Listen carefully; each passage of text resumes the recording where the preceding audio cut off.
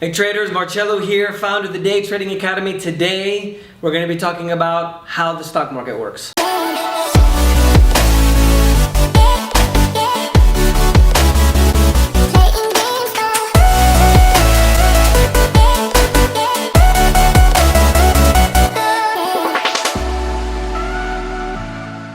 We're here in our trading center in Medellin, Colombia. You can see we have some of the t-shirts that we give some of our traders. It says here in Spanish, we don't need luck, we're traders. And obviously we have different colors and stuff too. This one says printing money because we're traders.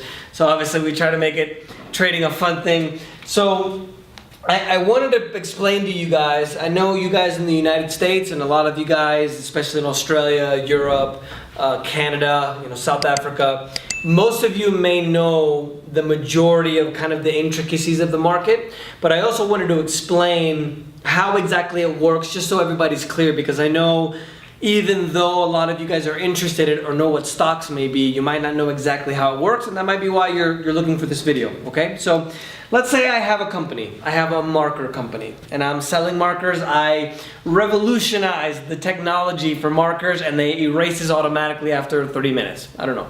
So it's going very, very well. I start selling them to the local schools, I start selling them to the local universities, and then after that I need to start borrowing money to be able to get to the point where I can open up a new office in another city. I can open up another office in another country in the future. So I borrow money from mom, I love you.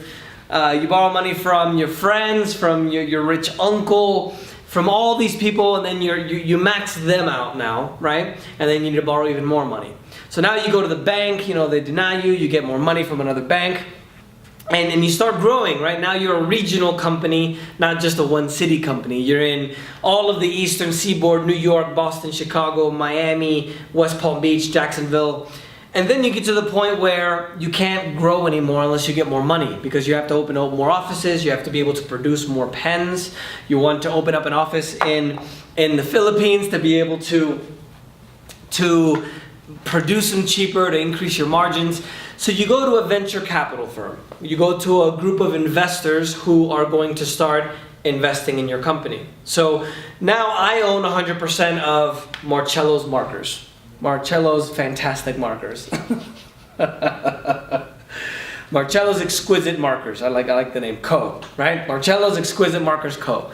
And I'm going to tell these group of investors, well, look, why don't you give me 10 or $20 million and I'll give you 40% of the company or 30% of the company, right? Whatever the case may be. So we create a contract that no matter what happens, I'm going to give them 40% of the company.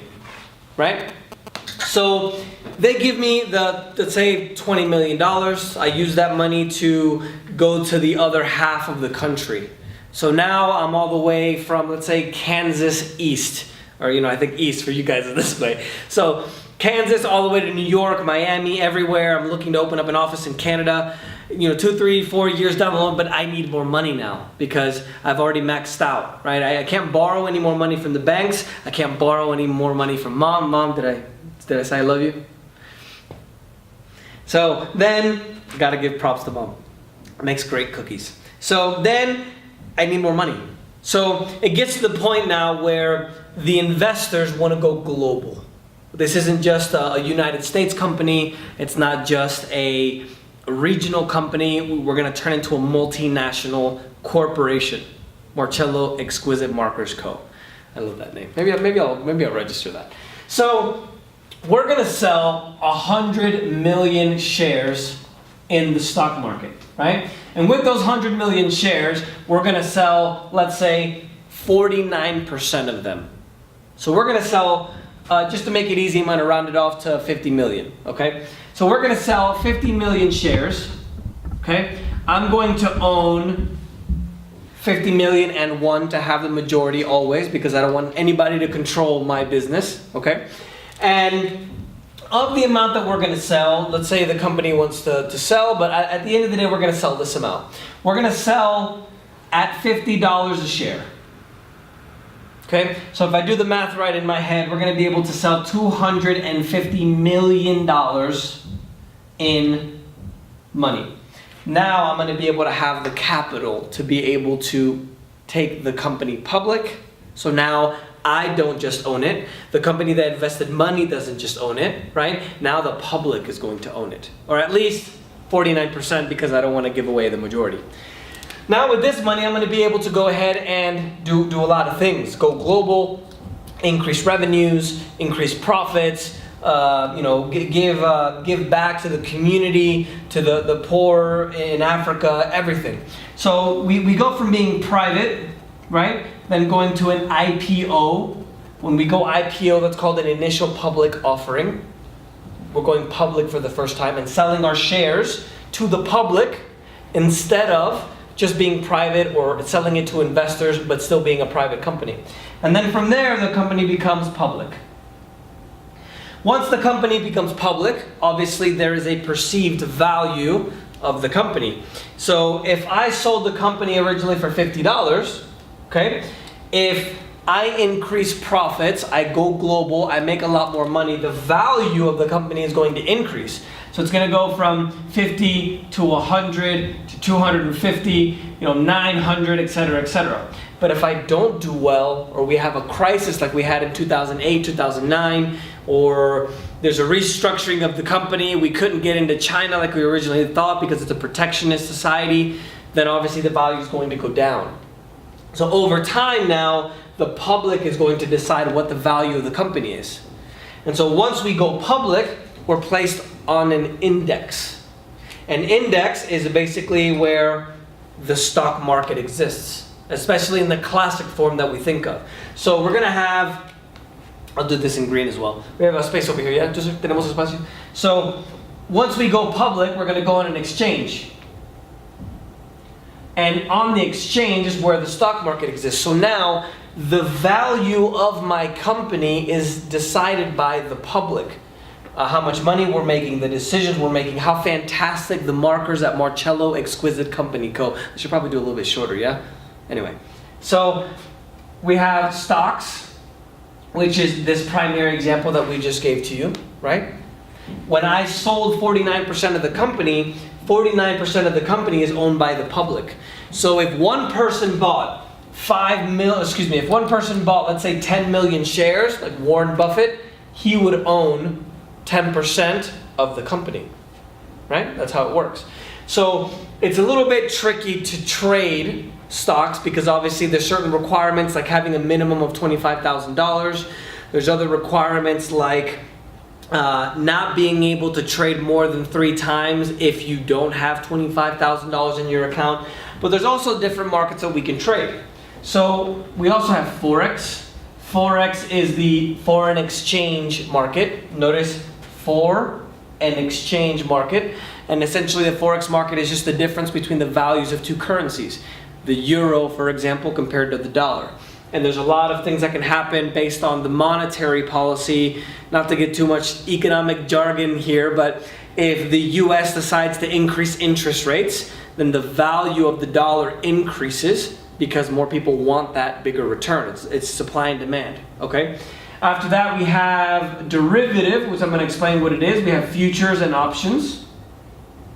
We also have something called CFDs, which for us in the United States is illegal, but I'll still explain it to you. We have binary options. And I believe, if I remember correctly, I believe that's it. So Forex is just the value of a currency. Right now, the dollar is the primary currency in the world. Most of the currencies that people use are going to be the US and the euro. The other popular ones are obviously the pound from the UK, the Japanese yen, the Australian dollar, and the Chinese renminbi, which is the Chinese currency, is still not able to convert publicly because of the controls they have in China, okay? So these are all the different markets that we can trade on. Futures, just to explain to you, let's say we're buying a house. We're going to sign a contract saying that we're going to buy this house in the future. That's a futures contract. Apply that to every commodity, every physical product that we buy. Oil, gold, silver, cotton, wheat, meat, everything. It's on the futures exchange. Because a lot of times what will happen is you can either speculate or you can hedge. Let's say we have an airline company. An airline company is afraid that the value of oil is going to go up. So what do? They buy a contract in the futures market saying, I'm going to buy oil. I'm going to make a contract to buy oil in the future at this moment in time. And then this is something that Southwest Airlines did very, very big, where they were able to still make a profit when the price of oil went up because they bought futures. Another way that you can do it is options. So if I'm an airline, I'm going to buy the option to buy oil at this time in the future. And this is very easy because instead of having to pay $50 per share of stock, or 100 or 250 or 900, we're going to only buy maybe $3 to have the option to buy this stock in the future, right? If it goes up really high, I'm going to cancel the option. But if it goes down to 40 or 30 and I still have a lot of trust into Marcello's Exquisite Marker Co., yeah, we're gonna exercise our right to buy the stock. So that's how these work. Very, very simple. So one of the reasons that we trade futures, right? We specialize, we trade everything, but for the most part we trade futures because these are what's called derivatives. And I'm going to explain to you what speculation means. When people buy a stock, there's a lot of laws and there's a lot of situations involved, legal things, because I'm technically buying a part of the company. A share of stock. So just like Warren Buffett, who bought 10% of my company, Warren, holler at me. He has to report that he owns part of this company. Whereas in the futures market, right, we don't need to report anything for the most part, at least not as much as stocks, because we're not buying ownership into a company. We're just speculating what direction a certain market is going to go.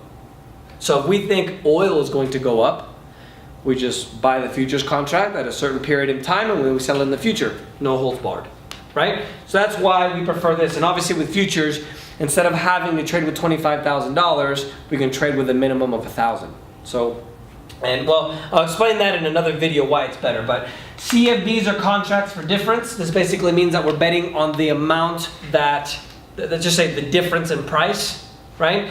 A lot of people ask me about CFDs. I don't have a personal opinion about them because I've never traded them. Obviously, full disclosure, right? But I also believe that the United States is the most capitalist society on earth.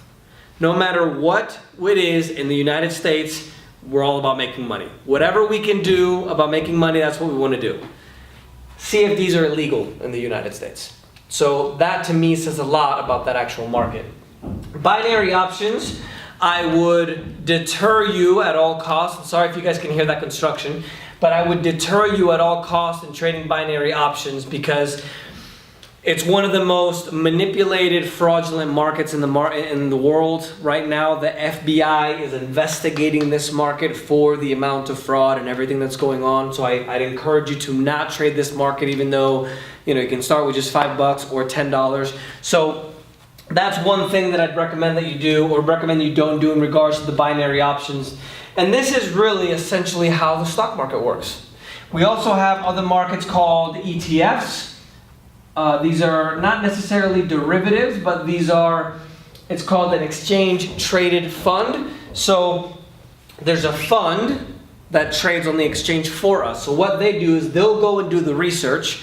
If we're interested in technology companies, they will have an ETF for only technology companies. So instead of you having to do the work of investing time to research all of these companies, what can you do? You can just invest in the fund.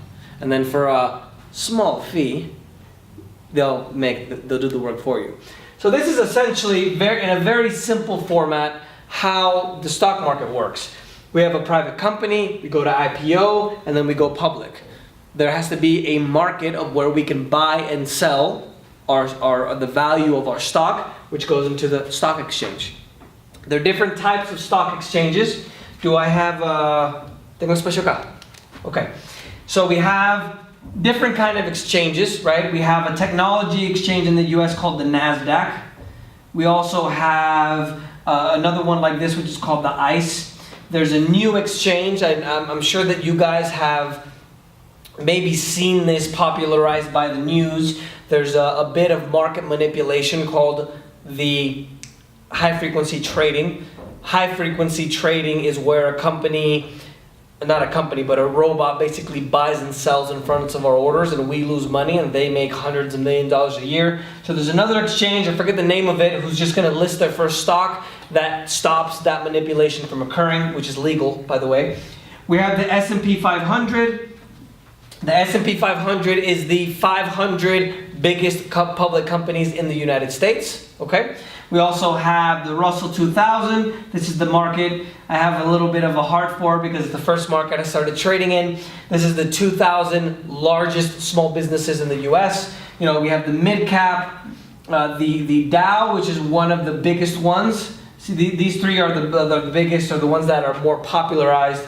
The Dow is all the industry companies, right? Transportation, you know, all that kind of gritty stuff, manufacturing, all that good stuff. So depending on what kind of company I have, when I go public and I'm going to sell my stocks on an exchange, we go here. The most recent example of this is going to be Snapchat. Snapchat is a technology company. So with the technology company, right, they go to the NYC, I believe it was, right? That's another big exchange, New York, NY, New York, S Stock E Exchange. And that's another, obviously, exchange where people can go. So this is really as simple as it gets. One other thing you guys should know about the stock market is it's a zero-sum game, which basically means if someone is buying, someone is selling. If someone is winning, someone is losing. It's really that simple. And at the end of the day, I'll be doing more of these type of videos. If you guys like it, let me know. I'll make sure to do a lot more of these videos. And I hope you liked it. If you guys have any questions, don't hesitate to let us know. Just put hashtag #AskMarcello. No H, 2 L's, YouTube, Facebook, Instagram, wherever you guys want to leave it, and I'll be happy to go ahead and answer all your questions. So it's getting a bit warm in here. I'm going to go catch dinner. We're here in Colombia as well. This is where we have our trading center, so we'll talk to you guys soon.